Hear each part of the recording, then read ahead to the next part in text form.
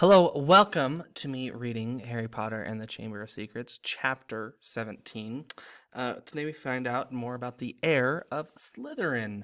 And yesterday's reading was great. Remember, they basically kidnapped Gilderoy Lockhart, which I'm actually a little confused why they would do that, because they know that he's brainless.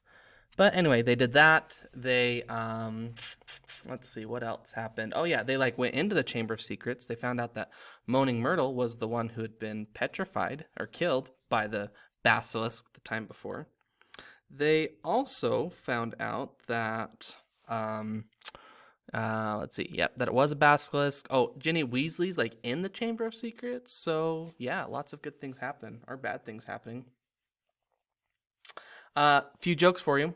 Why does Voldemort use Twitter instead of Facebook? Because he only has followers, not friends. But why didn't professors like having Fred and George Weasley at Hogwarts? Because they never knew which witch was which. Oh, that's funny. What do wizards do the first thing in the morning? They wake up. But all right, that one isn't actually very funny. What do you call a Potterhead on a horse? A Harry Trotter. That's funny. Oh, that's good. How do Hogwarts students go on field trips? They take the Albus. Like Albus Dumbledore, they take the Albus. That was good. Yep. What did Harry Potter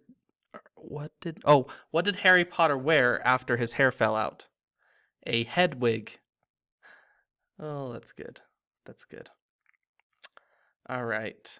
Yeah, I think that's it on the jokes. I don't think those were pretty. Oh, what did Ron Weasley say when Harry found his missing wand? Oh, that's wonderful. It's a good one. All right. Let's get to it. Mr. D in the Chamber of Secrets, Chapter 17, The Heir of Slytherin. He was standing at the end of a very long, dimly lit chamber. Towering stone pillars entwined with more carved serpents rose to support a ceiling lost in blackness, casting long black shadows through the odd greenish gloom that filled the place. His heart was beating very fast. Harry stood listening to the chill silence. Could the basilisk be lurking in a shadowy corner behind a pillar? And where was Ginny? He pulled out his wand and moved forward between the serpentine columns. Every careful footstep echoed loudly off the column walls. He kept his eyes narrowed, ready to clamp them shut at the smallest sign of movement.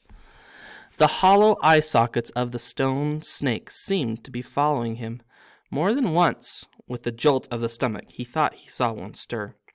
Then, as he drew level with the last pair of pillars, a statue as high as the chamber itself loomed into view, standing against the black wall.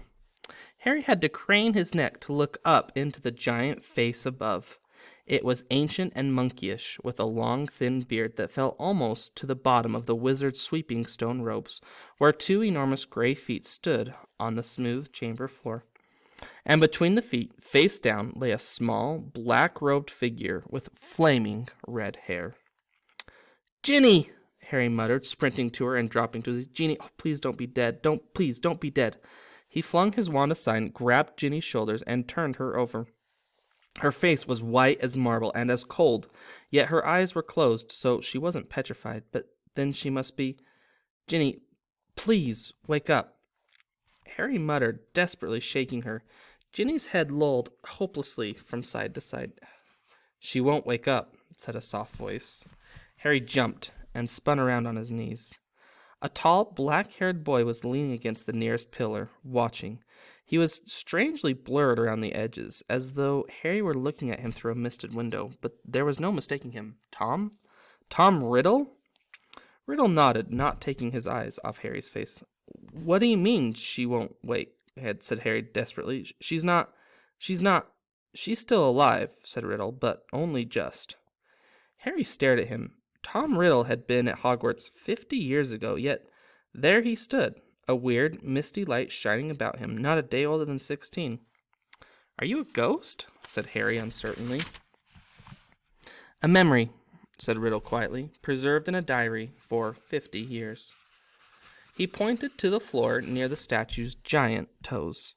Lying open, there was a little black diary Harry had found in Moaning Myrtle's bathroom. For a second, Harry wondered how it had got there, but there were more pressing matters to deal with. "You've got to help me, Tom," Harry said, raising Ginny's head again. "We've got to help her out of here. There's a basilisk. I don't know where it is, but it could be along any moment. Please, help me." Riddle didn't move. Harry, sweating, managed to hoist Ginny half off the floor and bent to pick up his wand again. But his wand had gone.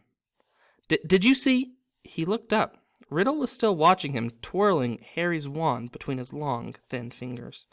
"Thanks," said Harry, stretching out his hand for it. A smile curled the corner of Riddle's mouth. He continued to stare at Harry, twirling the wand idly. "Listen," said Harry urgently, his knees sagging with Ginny's dead weight. "We've got to go. If the basilisk comes..." "It won't come until it's called," said Riddle calmly. Harry lowered Ginny back onto the floor, unable to hold her up any longer. "What do you mean?" he said. "Look, give me my wand. I might need it."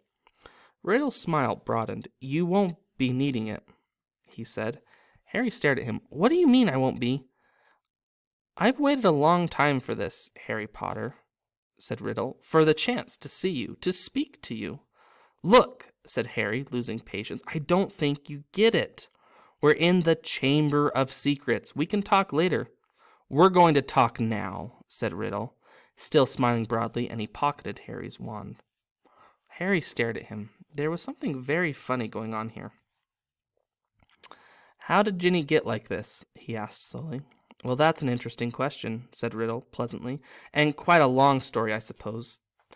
I suppose the real reason Ginny Weasley's like this is because she opened her heart and spilled all her secrets to an invisible stranger." "What are you talking about?" said Harry. "The diary," said Riddle. "My diary.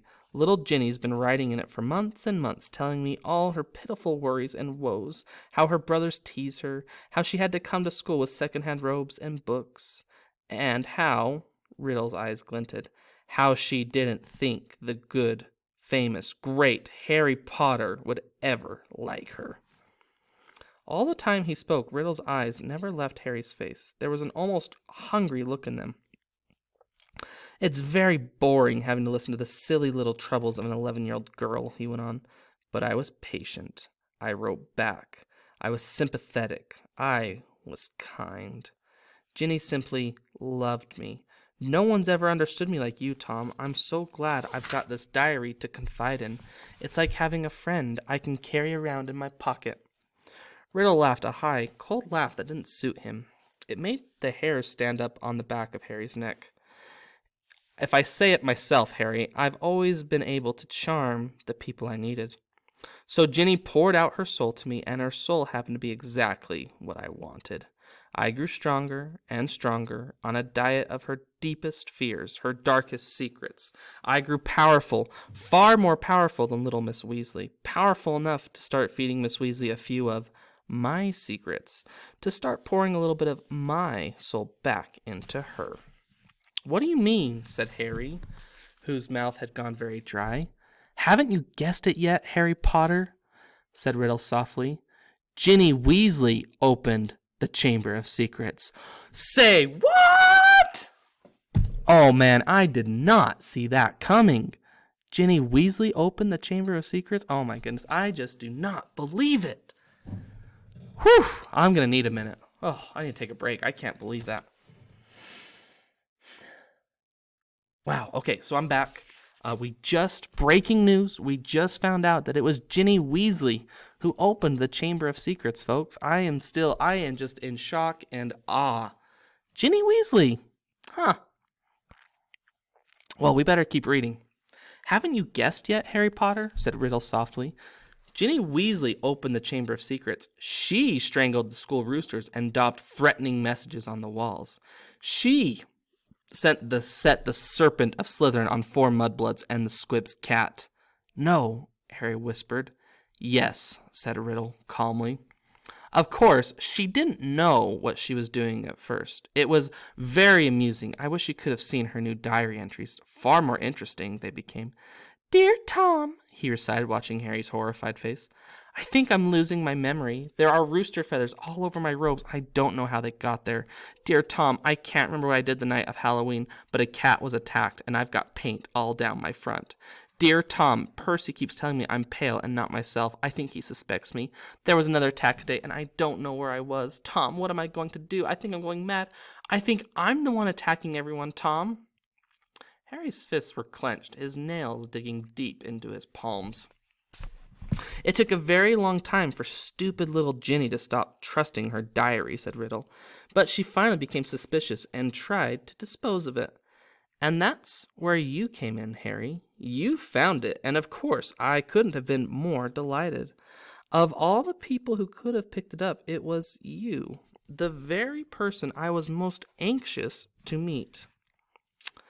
And why did you want to meet me? Said Harry. Anger was coursing through him, and it was an effort to keep his voice steady. Well, you see, Ginny told me all about you, Harry, said Riddle. Your whole fascinating history. His eyes roved over the lightning scar on Harry's forehead, and their expression grew hungrier. I knew I must find out more about you, talk to you, meet you if I could. So I decided to show you my famous capture of that great oaf, Hagrid, to gain your trust. Hagrid's my friend, said Harry, his voice now shaking. And you framed him, didn't you? I thought you made a mistake, but... Riddle laughed his high laugh again. It was my word against Hagrid's, Harry. Well, you can imagine how it looked to old Armando Dippet. On the one hand, Tom Riddle, poor but brilliant, parentless but so brave, school prefect, model student. On the other hand, big, blundering Hagrid, in trouble every other week, trying to raise werewolf cubs under his bed, sneaking off to the Forbidden Forest to wrestle trolls. But I admit, even I was surprised at how well the plan worked. I thought someone must realize that Hagrid couldn't possibly be the heir of Slytherin. It had taken me 5 whole years to find out everything I could about the Chamber of Secrets and discover the secret entrance, as though Hagrid had the brains or the power. Only the Transfiguration teacher, Dumbledore, seemed to think Hagrid was innocent. He persuaded Dippet to keep Hagrid and train him as a gamekeeper. Yes, I think Dumbledore might have guessed. Dumbledore never seemed to like me as much as the other teachers did. I bet Dumbledore saw right through you, said Harry, his teeth gritted. Well, he certainly kept an annoyingly close watch on me after Hagrid was expelled, said Riddle carelessly. I knew it wouldn't be safe to open the chamber again while I was still at school, but I wasn't going to waste those long years I'd spent searching for it. I decided to leave behind a diary, preserving my 16-year-old self in its pages so that one day, with luck, I would be able to lead another in my footsteps to finish Salazar Slytherin's noble work. Well, you haven't finished it, said Harry triumphantly. No one's died this time, not even the cat. In a few hours the mandrake draught will be ready, and everyone who is petrified will be all right again. Haven't I already told you, said Riddle quietly, that killing mudbloods doesn't matter to me anymore? For many months now, my new target has been... you. Harry stared at him. Imagine how angry I was when the next time my diary was opened, it was Ginny who was writing to me, not you. She saw you with the diary, you see, and panicked. What if you found out how to work it and I repeated all her secrets to you? What if, even worse, I told you he'd been strangling roosters? So the foolish little brat waited until your dormitory was deserted and stole it back. But I knew what I must do. It was clear to me that you were on the trail of Slytherin's heir. From everything Ginny had told me about you, I knew you would go to any lengths to solve the mystery, particularly if one of your best friends was attacked. And Ginny had told me the whole school was buzzing because you could speak Parseltongue. So I made Ginny write her farewell on the wall and come down here to wait. She struggled and cried and became very boring, but there isn't much life left in her. She put too much into the diary, into me, enough to let me leave its pages at last. I have been waiting for you to appear ever since we arrived here. I knew you'd come. I have so many questions for you, Harry Potter. Like what? Harry spat, fists still clenched. Well, said Riddle, smiling pleasantly, how is it that you, a skinny boy with no extraordinary magical talent, managed to defeat the greatest wizard of all time? How did you, with nothing but a scar How did you escape with nothing but a scar, while Lord Voldemort's powers were destroyed? There was an odd red gleam in his hungry eyes now. Why do you care how I escaped? Said Harry slowly. Voldemort was after your time. Voldemort, said Riddle softly, is my past, present, and future, Harry Potter.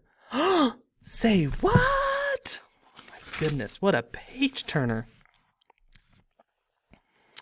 He pulled Harry's wand from his pocket and began to trace it through the air, writing 3 shimmering words.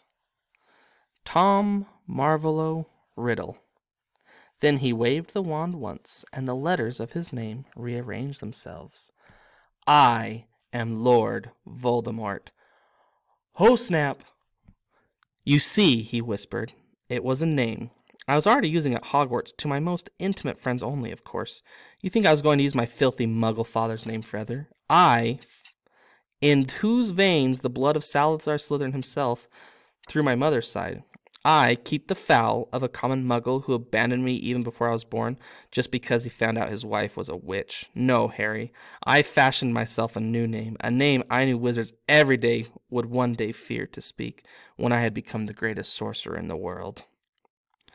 Harry's brain seemed to have jammed. He stared numbly at Riddle, the orphan boy who had grown up to murder Harry's own parents, and so many others, and he forced himself to speak. All right, sorry, I had to stop. My phone rang. Let's see. Harry's brain seemed to have jammed. He stared numbly at Riddle, the orphan boy who'd grown up to murder Harry's own parents, and so many others, and at last he forced himself to speak. You're not, he said with a quiet voice full of hatred. Not what? Snapped Riddle. Not the greatest sorcerer in the world, said Harry, breathing fast. Sorry to disappoint you and all that, but the greatest wizard in the world is Albus Dumbledore. Everyone says so. Even when you were strong, you didn't dare try to take over at Hogwarts. Dumbledore saw through you when you were at the school, and he still frightens you now, wherever you're hiding these days. The smile had gone from Riddle's face, to be replaced by a very ugly look. Dumbledore has been driven out of this castle by the mere memory of me, he hissed.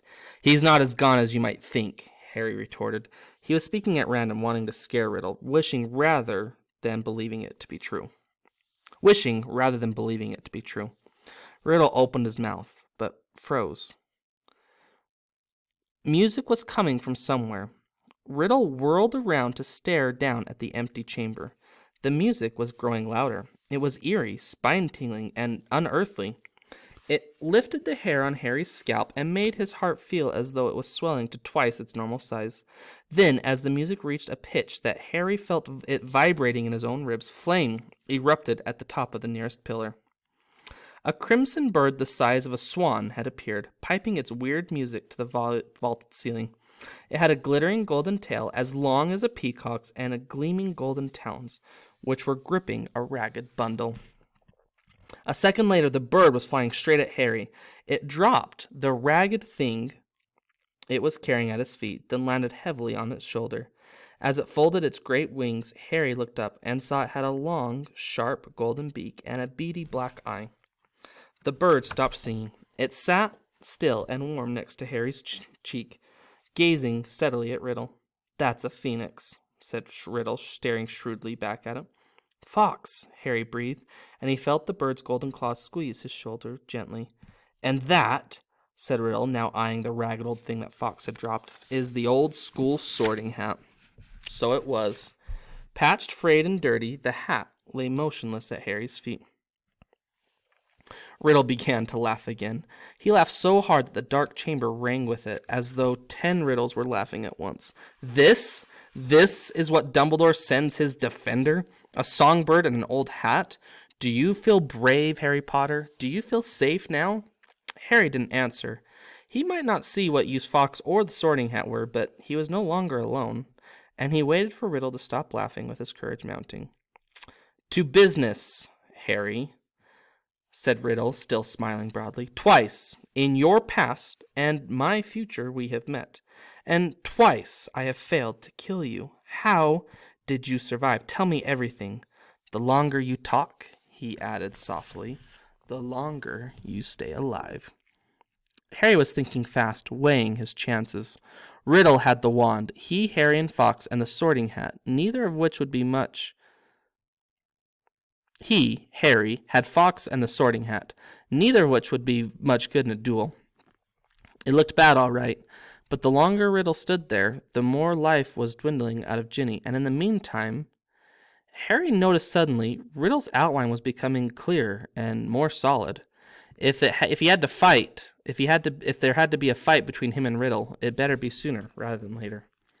No one knows why you lost your powers when you attacked me, said Harry abruptly. I don't know myself, but I know why you couldn't kill me, because my mother died to save me. My common, muggle-born mother, he added, shaking with suppressed rage. She stopped you killing me, and I've seen the real you. I saw you last year. You're a wreck. You're barely alive. That's where all your power got you. You're in hiding. You're ugly. You're foul. Riddle's face contorted. Then he forced it into an awful smile. So, your mother died to save you. That's a powerful counter-charm. I can see now. There's nothing special about you after all. I wondered, you see. There are a strange likeness between us after all. Even you must have noticed. Both half-bloods, orphans, raised by muggles, probably the only two Parselmouths to come to Hogwarts since the great Slytherin himself. We even look something alike. But after all, it was merely a lucky chance that saved you from me. That's all I wanted to know. Harry stood tense, waiting for Riddle to raise his wand, but Riddle's twisted smile was widening again. Now, Harry, I'm going to teach you a little lesson. Let's match the powers of Lord Voldemort, heir of Salazar Slytherin, against famous Harry Potter and the best weapon Dumbledore can give him. He cast an amused eye over Fawkes and the sorting hat, then walked away. Harry, fear spreading up his numb legs, watched Riddle stop between the high pillars and look up into the stone face of Slytherin. High above him in the half-darkness, Riddle opened his mouth wide and hissed. But Harry understood what he was saying. Speak to me, Slytherin, greatest of the Hogwarts Four. Harry wheeled around to look up at the statue, Fawkes swaying on his shoulder. Slytherin's gigantic stone face was moving. Horror-struck, Harry saw his mouth opening wider and wider to make a huge black hole. And something was stirring inside the statue's mouth. Something was slithering up from its depths. What could it be? Harry backed away until he hit the dark chamber wall, and as he shut his eyes tight, he felt Fawkes' wing sweep his cheek as he took flight. Harry wanted to shout, "Don't leave me!" But what chance did a serpent have, or what chance did a phoenix have against the king of serpents? Something huge hit the stone floor of the chamber. Harry felt it shudder. He knew it was happening. He could sense it, could almost see the giant serpent uncoiling itself from Slytherin's mouth. Then he heard Riddle's hissing voice. "Kill him!" The basilisk was moving toward Harry. He could hear its heavy body slithering heavily across the dusty floor. Eyes still tightly shut, Harry began to run blindly sideways, his hounds outstretched, feeling his way. Voldemort was laughing. Harry tripped. He fell hard onto the stone and tasted blood. The serpent was barely feet from him. He could hear it moving. There was a loud, explosive, spitting sound right above him, and then something heavy hit Harry so hard he was smashed into the wall. Waiting for fangs to sink through his body, he heard more mad hissing and something thrashing wildly off the pillars. He couldn't help it. He opened his wide eyes to squint at what was going on. The enormous serpent, bright, poisonous green, thick as an oak trunk, had raised itself high into the air, and its great blunt head was weaving drunkenly between the pillars. As Harry trembled, ready to close his eyes if it turned, he saw what had distracted the snake. Fawkes was soaring around its head, and the basilisk was snapping furiously at him, fangs long and thin as sabers. Fawkes dived. His golden beak sank out of sight, and a sudden shower of dark blood spattered the floor. The snake's tail thrashed, narrowly missing Harry, and before Harry could shut his eyes, it turned and looked straight into his face and saw that its eyes, both its great, bulbous yellow eyes, had been punctured by the phoenix. Blood was streaming to the floor, and the snake was spitting in agony. "No!" Harry heard Riddle screaming. "Leave the bird! Leave the bird! The boy is behind you. You can still smell him. Kill him." The blinded serpent swayed, confused but still deadly. Fawkes was circling its head, piping its eerie song, jabbing here and there at its scaly nose as the blood poured from its ruined eyes. "Help me! Help me!" Harry muttered wildly. "Someone! Anyone!" The snake's tail whipped across the floor again. Harry ducked. Something soft hit his face. The basilisk had swept the sorting hat into Harry's arms. Harry seized it. It was all he had left, his only chance. He rammed it onto his head and threw himself flat onto the floor as the basilisk's tail swung over him again. "Help me," Harry thought. "Help me." His eyes screwed tight under the hat. "Please, help me." There was no answering voice. Instead, the hat contracted as though an invisible hand was squeezing it very tightly. Something very hard and very heavy thudded onto the top of Harry's head, almost knocking him out. Stars winking in front of his eyes, he grabbed the top off his hat and pulled it off and felt something long and hard beneath it. A gleaming silver sword had appeared inside the hat, its handle glittering with rubies the size of eggs. "Kill the boy! Leave the bird! The boy is behind you! Sniff! Smell him!" Harry was on his feet, ready. The basilisk's head was falling, its body coiling around him, hitting pillars as it twisted to face him. He could see the vast bloody eye sockets, see the mouth stretching wide enough to swallow him whole, lined with fangs long as his sword, thin, glittering, and venomous. It lunged blindly. Harry dodged, and it hit the chamber wall. It lunged again, and its forked tongue lashed Harry's side. He raised the sword in both hands again. The basilisk lunged again, and this time its aim was true. Harry threw his whole weight behind the sword and drove it to the hilt into the roof of the serpent's mouth. But as warm blood drenched Harry's arms, he felt a searing pain just above his elbow. One long poisonous fang was sinking deeper and deeper into his arm, and it splintered as the basilisk keeled over sideways and fell, twitching on the floor. Harry slid down the wall. He gripped the fang that was spreading poison through his arm and wrenched it from his arm. But he knew it was too late. White-hot pain was spreading slowly and steadily from the wound. Even as he dropped the fang and watched his own blood soaking his robes, his vision went foggy. The chamber was dissolving in a whirl of dull color. A patch of scarlet swam past, and Harry heard the soft clatter of claws behind him.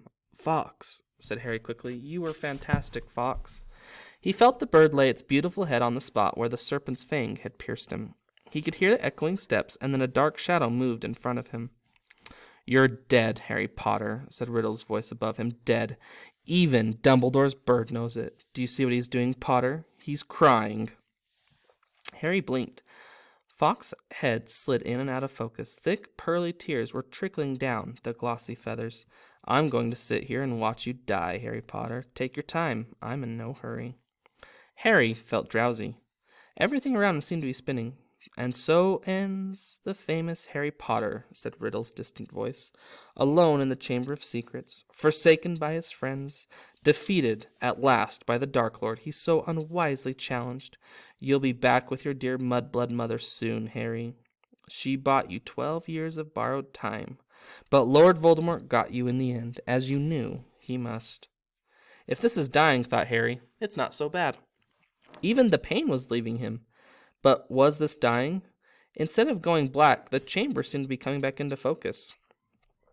Harry gave his head a little shake, and there was Fawkes, still resting his head on Harry's arm.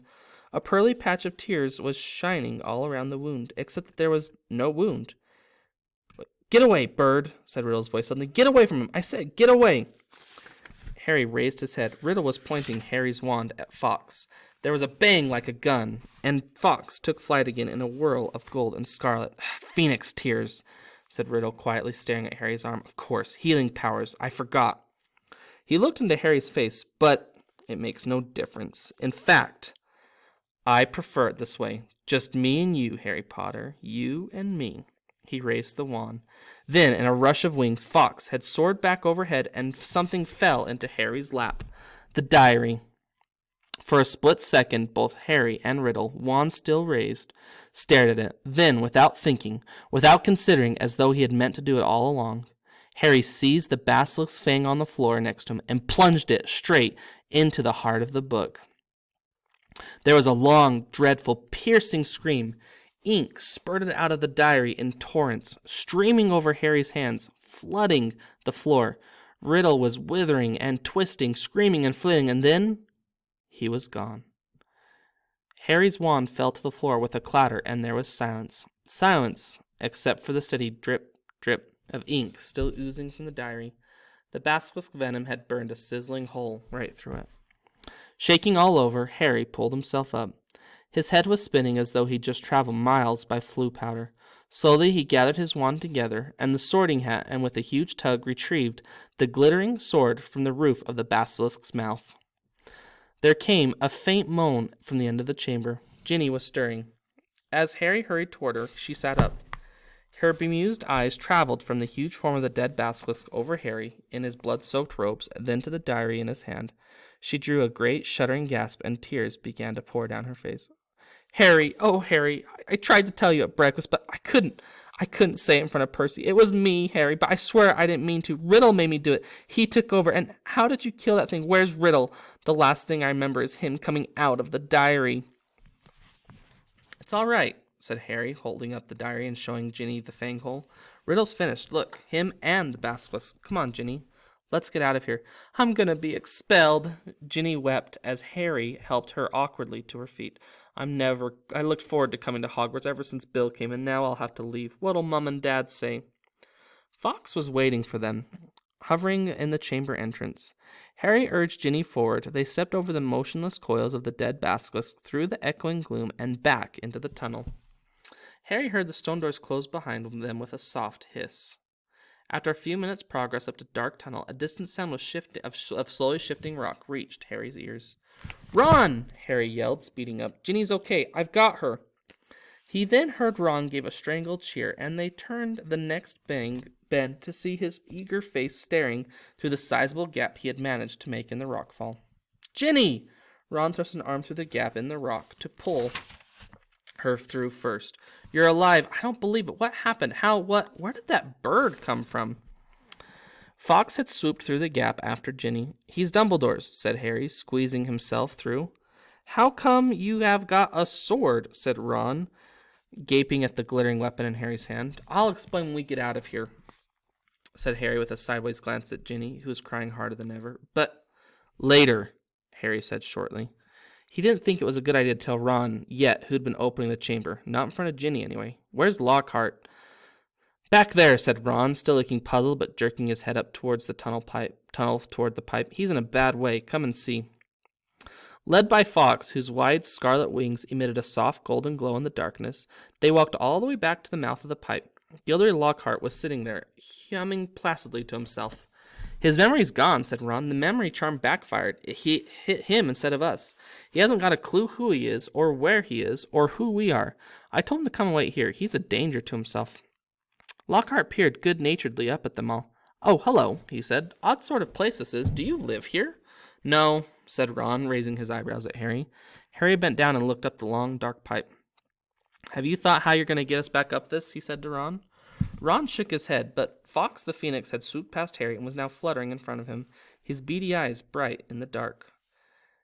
He was waving his long golden tail feathers. Harry looked uncertainly at him. He looks like he wants you to grab hold, said Ron, looking perplexed, but you're much too heavy for a bird to pull up there. Fawkes, said Harry, isn't an ordinary bird. He turned quickly to the others. We've got to hold on to each other. Ginny, grab Ron's hand. Professor Lockhart, he means you, Ron said to Lockhart. You grab Ginny's hand. Harry tucked the sword and the sorting hat into his belt, and Ron took hold of the back of Harry's robes. Harry reached out and took hold of Fawkes' strangely hot tail feathers. An extraordinary lightness seemed to spread through his whole body, and in the next second, in a rush of wings, they were flying upward through the pipe. Harry could hear Lockhart dangling below him, saying, Amazing, amazing, this is just like magic. The chill air was whipping through Harry's hair, and before he'd stopped enjoying the ride, it was over. All four of them were hitting the wet floor in Moaning Myrtle's bathroom, and as Lockhart straightened his hat, the sink that hid the pipe was sliding back into place.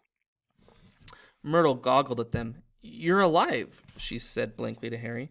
There's no need to be so disappointed, he said grimly, wiping flecks of blood and slime off his glasses. Oh, well, I'd just been thinking if you'd died, you'd have been welcome to share my toilet, said Myrtle, blushing civil. Ugh, said Ron as they left the bathroom for the dark, deserted corridor outside. Harry, I think Myrtle's grown fond of you. You've got competition, Ginny. But tears were still flooding silently down Ginny's face. Where now? Said Ron with an anxious look at Ginny. Harry pointed. Fawkes was leading the way, glowing gold along the corridor. They strode after him and moments later found themselves outside Professor McGonagall's office. Harry knocked and pushed the doors open. Whew! Well, good stuff there. So, Tom Riddle is Voldemort, and he put himself into the diary after Dumbledore figured out that he was the heir of Slytherin before, and then he came back to finish the job through Ginny. Poor little Ginny. You know, Ginny's been throughout the book quite a bit. You know, it always says Ginny's looking embarrassed, or Ginny looking sad, or Ginny looking upset. Like, remember how Ginny was really upset after Mrs. Norris, the cat, got petrified, and Percy said, oh, it's just because she's a cat lover. It's because she did it. Well, great stuff. Yeah, that just was fun. You know, and we could say that it was wonderful that Lockhart's charm backfired and hit himself. Wonderful. Haha. All right, enough of me. Goodbye. Have a great day. We've only got one chapter left. So happy, so sad. Bye-bye.